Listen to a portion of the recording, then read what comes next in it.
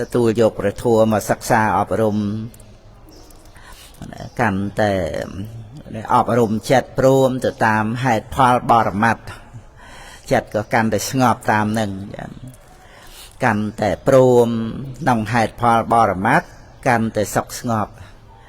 ព្រមហ្នឹងគឺដោយបញ្ញាចម្រើនឡើងកាន់តែមានបញ្ញាចម្រើនឡើងការ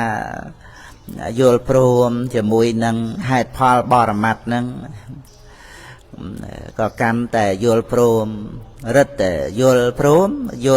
ល់ត្រូវព្រមតាមការពិតអ្វីមិនប្រឆាំងមិនទំនាស់មិនទាស់ហើយក៏មិនរំភើបអីដល់ថាហួងហែងអ្វីចាប់យកគ្រប់គ្រងជារបស់ខ្លួនឯងទេគឺជារបស់ដែលមានហេតុឲ្យកើតឡើងក្នុងលោកក៏មានការប្រព្រឹត្តកន្លងទៅអស់ទៅសូន្យទៅជាធម្មតាសច្ចធម៌យើងកាន់តែស្ងប់រងាប់ក្នុងចិត្តកាន់តែបានឃើញអ្វីដែលកើតទាំងក្នុងខ្លួនយើងទាំងក្នុងអ្នកដទៃទាំងធម្មជាតិមេឃដីហ្នឹងគឺថាប្រព្រឹត្តទៅជាហេតុផលបរមត្ថតាមសេចក្តីពិតអត់មានណាអ្នកសាងឲ្យខ្លួនឯងយ៉ាងនេះយ៉ាងនោះទេ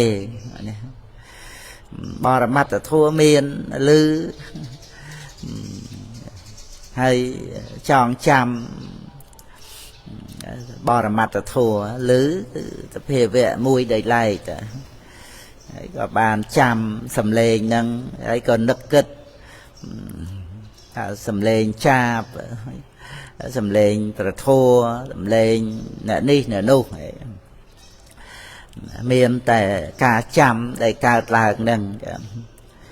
សតិរលឹកបានតែបរមត្ថធម៌ដែលជាបដ្ឋានជាទីតាំងនៃសតិរលឹកហ្នឹងអនិស្សតោចៈវិហរតិមិនអាស្រ័យដោយទិដ្ឋិថាជាអាត្មាអញក្នុងការឮហើយការចាំហ្នឹងមិនអាស្រ័យដោយតណ្ហាថាការឮការចាំជាដើមហ្នឹងជារបស់យើងពីព្រោះតួយើងជាម្ចាស់ហ្នឹងវាអត់មាន